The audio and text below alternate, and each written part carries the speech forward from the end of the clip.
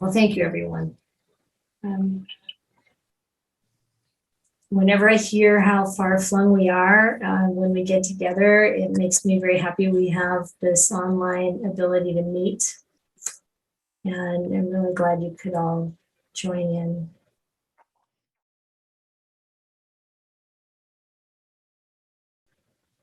So this, of course, is the title of our course that we're beginning tonight. And the verse from the Dhammapada: to not do any evil, to cultivate good, to purify the mind. This is the teaching of the Buddhas. And that's a translation by Narada Tara, Venerable Narada. And I thought I would just walk you through the Pali a bit, just to kind of have a sense of what these words mean. It kind of I know I'm not a Pali scholar, but I really feel I benefit from sometimes knowing what the words mean so that I can have a richer sense of what the Buddha is saying. So that first line, Sabba, means all. Papasa is evil, bad, something like that. And akaranam is to not do. It's, as it says, kara is to do. Then we put an A on the front and it's not, to not do. Kusalasa is good. A lot of times we see kusala and akusala, good things and bad things. And this is interesting because the Buddha doesn't use that here. He uses papa for actual evil, very bad maybe, and kusala for good or skillful things. And upasampada is the word that's actually used for higher ordination for monks and nuns. But here it just means to acquire something or gain something, to obtain, and to take something up, like pick up the cultivation, the acquiring of good qualities. Sachita is one's own mind. And so chitta is a word many of you have heard, I'm sure. Sachita is really one's own mind. And then, of course, pariyodhanapanam, purification. The tongue is just this. Buddhana is the Buddha, but it's all the Buddhas. And sasanam, here in the dictionary, is teaching, order, doctrine. And the sasana is really not just the teaching, but it's the whole body of teachings, and it's the community practicing it. So the Buddha's sasana is really the teaching of the Buddha, what he experienced, what he understood, what he communicated, and kind of all of us practicing. So there is a place in the suttas where it says that the sasana of a previous Buddha, Kassapa Buddha, was declining. And it just kind of means the whole thing is declining. So this is kind of part of why this particular verse has a depth of meaning. It's very sort of core to the Buddhist teaching, to the teaching of all the Buddhas. So of course, what we're going to focus on tonight is that first line, to not do any evil. And another way to think of that is to abandon what's unwholesome. One way we can look at this is that everybody, until we're fully enlightened, is dealing with some amount of greed, hatred, and delusion. And so this is the encouragement to abandon those roots or recover from them. You know, we could think of it as like having a serious illness. Now we can recover if we can start to identify what those unwholesome things are and turn away from them, abandon them, and not act upon them. We can also think about, how we do this as we're doing it, interrupting unskillful conditioned habits or patterns. And on a very practical level, it's to resist speaking and acting from those roots. And here I'm including fear, because the Buddha does in some places. Greed, hatred, delusion, or fear are the things that when we're acting from those states of mind, that's when we are falling into this unwholesome side of things.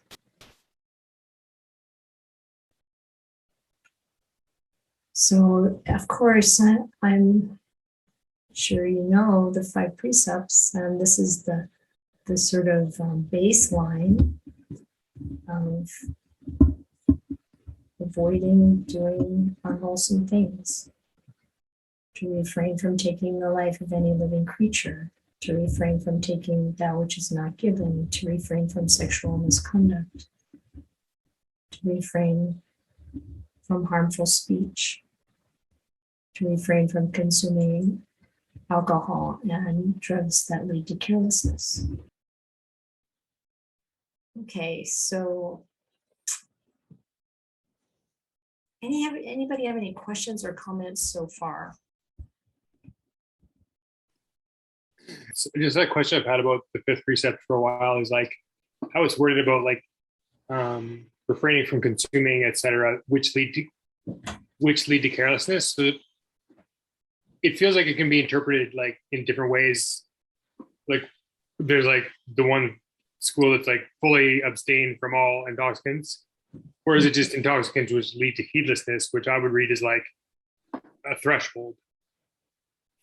Yeah, and it gets tricky because where's the threshold? And actually, one of the beautiful things about the way the Buddha stated these precepts is that it's really clear when we're keeping them or not. So before I answer your question, sometimes people will want to rewrite them kind of in the positive sense, like being harmless or something like that. But then you don't know at the end of the day if you've actually kept the precept or not, because how harmless should you be, right? So if you've intentionally killed somebody or something. If you've intentionally taken, and intention has a lot to do with it, if you've intentionally taken something that's not really meant for you, etc. Then that last one, yes, it can get a little bit unclear, but it gets clearer as we practice with it. So what the Buddha meant was avoiding intoxicating drink and drugs. Really, the precept says alcohol, either hard liquor or wine. Both of those are in the actual Pali. And I think that the translator of these are the precepts the way we chant them or read them in English from our tradition. They include drugs just because it has the same effect. It's when there's an effect on the mind that reduces our mindfulness, our clarity. And so it is true that some people will say, well, then it's okay to have a glass of wine with dinner because my clarity isn't affected by that. But when you start to practice more deeply, you start to realize actually it does have an effect.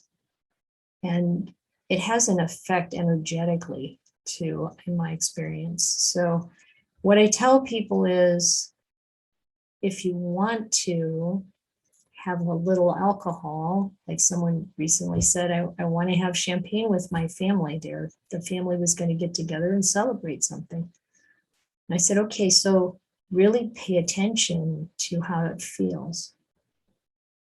This is the way these precepts they're not commandments. They're not like, it's really for training. It's also to protect us, to help us. And so if there's something there, particularly in that last one, which is different from the other four because it's not actually immoral to drink alcohol, or it's immoral to, oppress someone sexually. It's immoral to steal, kill. But, there's a high likelihood that their harm can come from intoxicating drink or drugs, but it's not necessarily going to be the case. So being careful to see what it does to the mind and holding the purity of the mind higher than whatever kind of benefit, pleasure you might get from indulging in these things. This is what I would recommend. Thank you. Welcome. Then the Buddha also expands the 5 into 10 wholesome and unwholesome things. And this he talks about in literally hundreds of suttas. And the first 4 are the first 4 precepts. But then, of course, he breaks the precept or expands on the precept on speech, which is to not lie, to include divisive speech, harsh speech, and frivolous speech, gossip, talking nonsense. And those, many of you will recognize, are part of the definition of right speech in the Noble Eightfold Path. So he held this as incredibly important. And then covetousness or longing, it's a kind of desire, ill will, and wrong view. So there are 3 bodily actions: killing living beings, stealing, sexual misconduct; 4 actions in speech: lying, divisive speech, harsh speech, and talking nonsense. And then 3 sort of mental components here: the longing, ill will, and wrong view. And basically, these are the top 10. Top 10 wholesome, or top 10 avoiding them as the top 10 wholesome. Engaging in these or dealing with these and being affected by these is the top 10 unwholesome. Any questions? Yes, Terry. Yes, can you please expand upon wrong view? Oh, yes, that is a really big topic. And there are so many aspects to it that, it could take up a lot. But basically,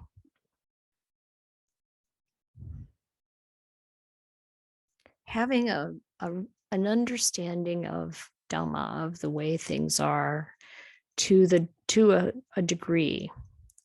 Ultimately, we don't have complete right view, complete understanding until we're arahants, but the places where we make huge errors in wrong view are to think it doesn't matter if I do things that hurt people or hurt myself.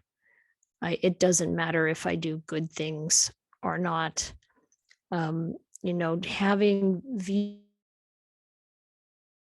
that are really off. The Buddha would include in this in kind of mundane wrong view, thinking that there's a self and there's a self that continues eternally, or there's a self that gets annihilated, or to think that there's no rebirth, for example. It's another wrong view. So these are some things, but the sort of more super mundane, or where right view gets clearer, is when we fully understand the Four Noble Truths. So until that time, if we're caught up in craving sensual pleasures, and we think that that's the right thing to go after in life. It's part of wrong view. Would you add anything to that, sister? I've got my Bhikkhuni sister here. I think of Four Noble Truths a lot. The Four Noble Truths, yeah. So it's like there isn't suffering, taking things that are. Oh, that's a very good point. You can look at what's called the Vipallasa, the ways in which we think something is beautiful that's actually ugly, or the other way around. The way in which we think something is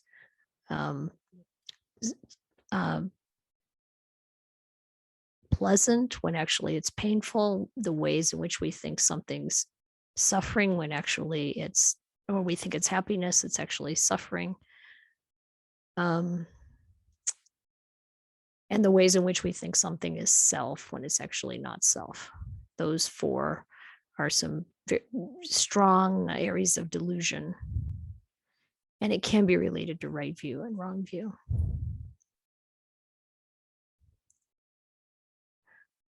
Lena?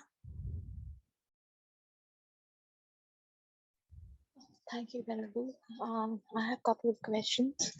One is, without kind of dragging it too far, I used to think that maybe it's the intention which matters, because otherwise we tend to be kind of very preoccupied by,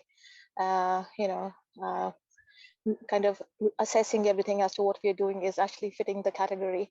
And that actually, I thought, leads to more papancha and more false view. So the intention. So I always thought if your intention is kind and compassionate and right, that's fine. So what is the role of white lies and role of exaggeration? Sometimes what happens is when you're talking. I lost you there, but I think I get the point. So when we talk about virtue, this is all in the realm of virtue. Anyways, because because now you're back. That's not important. Sorry. Did you miss that, Io? Yeah, I did. There was a bunch there. You dropped out there for a little while, but you were talking about white lies and exaggeration. Right. And then, so I'm just saying, with the exaggeration, sometimes, like you talk and you exaggerate it without even you knowing it. And by the time it's over, and you say, oh Lord, I exaggerated. That's not 100% true. But, you try to explain it to a stranger. It doesn't really make sense because it's such a kind of, not, it's a very little thing as it is, doesn't really matter anyways. And, explaining that to a stranger, he or she is not interested in listening to it. But then I realized, oh Lord, that wasn't exactly true. I exaggerated. I haven't really broken my shoulder. It was just a muscle tear.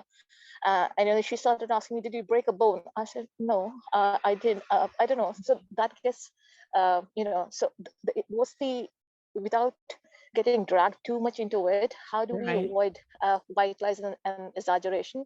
And so does it really count towards bad karma? One was that. Yeah.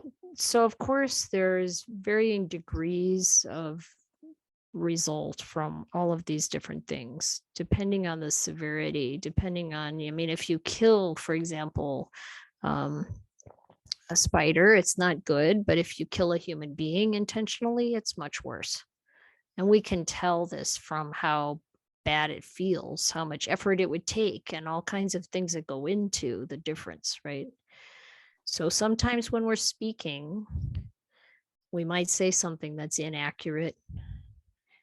If we're intending to deceive someone, that's worse than if it just kind of like we're not being careful. But as we develop the mind, we start to pay more attention. Our feeling of it is something that can really give us a sense of whether this matters or not. And the more we practice meditation and all the other aspects of the Noble Eightfold Path, the more we recognize, I don't want to be sort of loose and kind of frivolous with my speech. That's not quite the right word. I want to be mindful. But I hear what you're saying about there's no point in explaining it to someone else a lot of times, but it's what we know for ourselves. That if I'm exaggerating, I can look at, well, why? Why do I want to make this into more than it is? It helps me understand better about my own mind and what I might be afraid of or clinging to or trying to cover up or change. And something I'm going to recommend as we go further is that it's really helpful to stop ourselves, even in mid-sentence, if we feel like, no, that's not quite right. And then we rephrase it to be as accurate as we can, not in a obsessive way, but this should all bring us more relief and stability and groundedness and confidence, because what comes from this is a kind of confidence and a fearlessness, so that we're really living a blameless life. And this blamelessness is something that we can enjoy, to feel happy about in ourselves and in our life. Thanks for that, Aya. Could I just follow that up with a second question, please? Yes, Lena. The second question is in regards to a bigger good. Suppose you have to tell a lie to save somebody's life, or you have to kill rats because there's a plague and hundreds of millions of people are being killed. Mhm. And again, intention is good here because you're trying to save lives. Mhm. So what is your take on that? Well, a lot can be done by putting our effort into a solution that isn't lying or killing.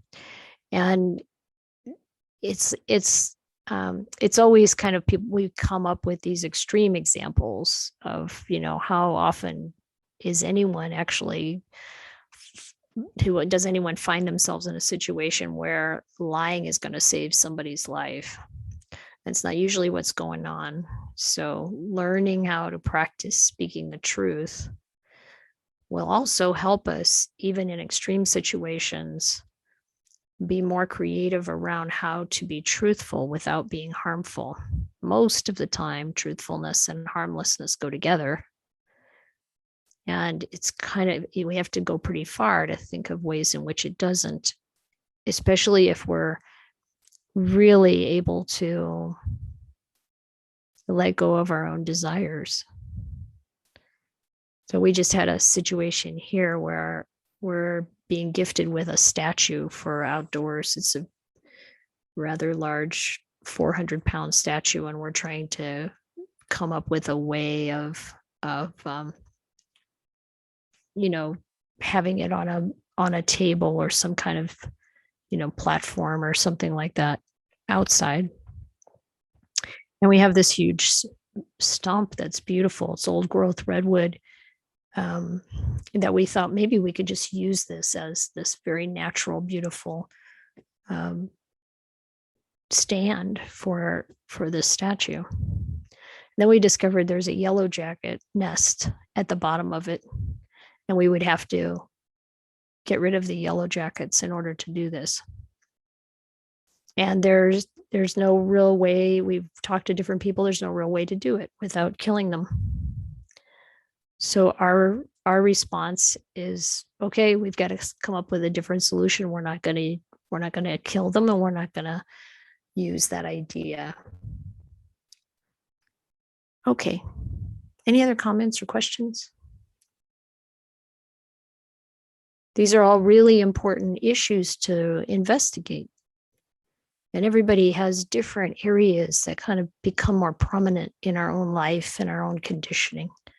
So it's very useful to investigate these further and see how it feels, especially as we become more sensitive to the purity of the mind. So there's this little sutta in the Numerical Discourses, the Anguttara Nikaya, where the Buddha is giving us some encouragement. Mendicants, so this is the monks and nuns, but it's also for all of us practitioners. Give up the unskillful. It is possible to give up the unskillful. If it wasn't possible, I wouldn't say give up the unskillful, but it is possible. So I say that. And if giving up the unskillful led to harm and suffering, I would not say give up the unskillful. But giving up the unskillful leads to welfare and happiness. So I say give up the unskillful.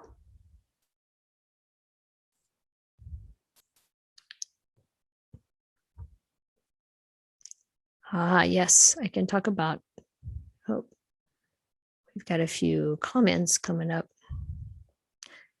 We definitely need to use wisdom and compassion. In fact, there's a monk that we visit in Thailand named Ajahn Ganha. He's amazing. And he often says, wisdom solves the problem. Wisdom and compassion have to go together. What about using pesticides in pandemics? And again, there are some difficult situations sometimes that need to be evaluated. And it depends sometimes on where you're at with things. We want to have purity of the mind, which we'll talk about more in the coming months. Talking nonsense or frivolously. This is something that's very important to look at. I mean, I used to think, how did that get into the top 10 unwholesome things? You know, it's like, but there's a sutta in, I think it's in the Samyutta Nikaya, the linked discourses. And there's an actor who comes to the Buddha. He's the head of an acting troupe. And he says, I've heard from the actors that they've of old that if you are on stage and you're entertaining people with, I think he says, truth and lies or something like that. Basically, you're, acting, and he said, you're making them laugh, and if you die doing that, then you'll go to the heaven of the laughing devas. Is that true?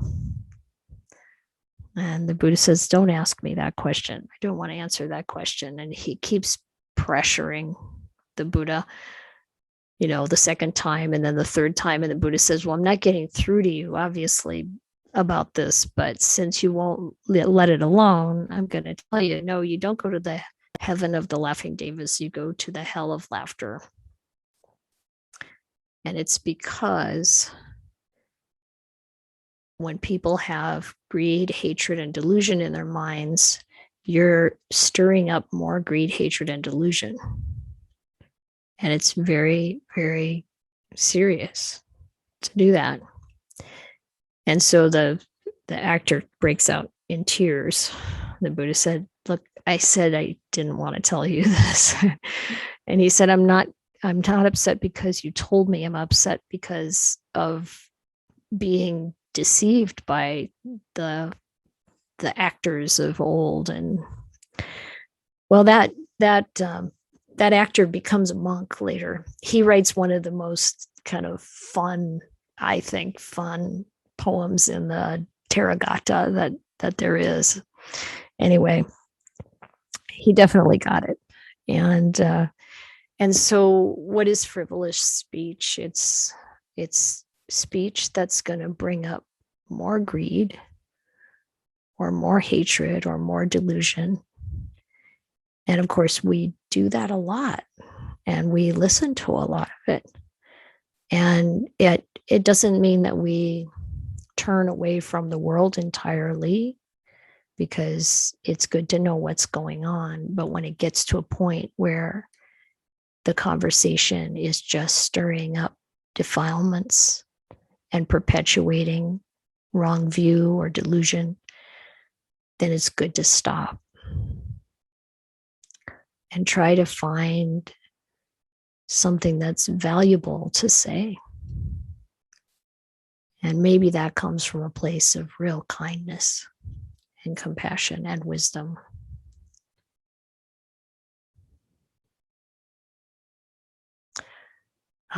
There's a question about pornography being a violation of the third precept, and I would say it is.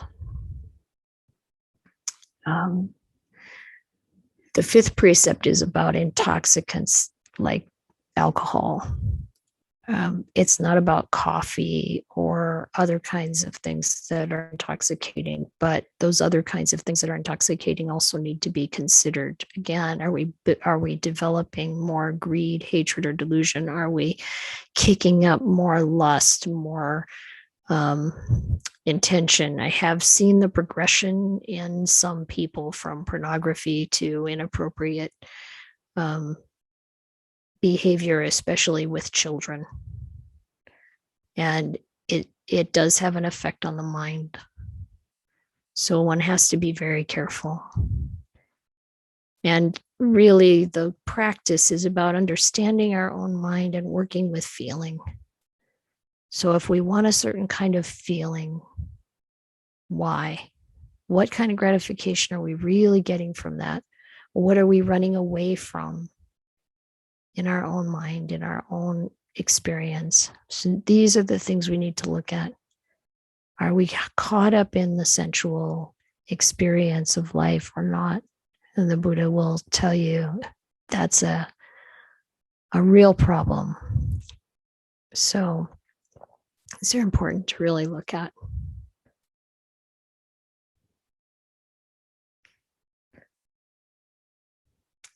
Thank you, Michael, for your comment too.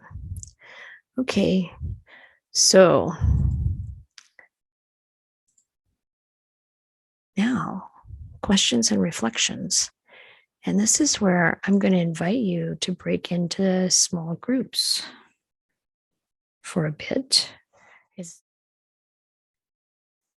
Well, if you had a productive time there, and whether you were meditating or you were talking with people. So any questions now at this point, or sharing that you'd like to do based on what you've been reflecting on? I was with Marilyn and Johnny, and they were, and I'm new to like Buddhist practices and meditation, and so they clarified this for me because I was confused about where the 5 precepts fell and the 4 noble truths and the 8-fold path, and if you could clarify that, because when I was reading the Dhammapada, I thought that passage 183 was the 5 precepts, but then when you started talking about not killing, not stealing, sexual misconduct, I'm like, oh, that's in the other reading of the near and far shore. So I was just, if you could clarify, that would be great. Yeah, sure. So the Buddha talked about these things in many different ways in different places as they appear in the suttas. And the 5 precepts in the Noble Eightfold Path, you see them as right action. You'll see not, right action is basically the first 3 precepts: not killing, not stealing, not engaging in sexual misconduct. Right speech is actually, it's not lying, which is in the 5 precepts, but it's also those other 3 aspects of speech that we see in the list of 10 unwholesome things. And then there's also right livelihood in the Noble Eightfold Path. So all of those comprise virtue. But the 5 precepts are really listed as a basic kind of set of standards that appears in various places. And like I said, a lot of times you just see the first 4 and you don't see the last one somewhere. But they're considered really the baseline of decent human behavior. And they're a protection from really causing a lot of trouble in our life. So I hope that answers your question. There's not an exact like match everywhere. So you see the Buddha talking about this in different ways. It's connected in different ways to different structures that he provides for us to help us understand the Dhamma.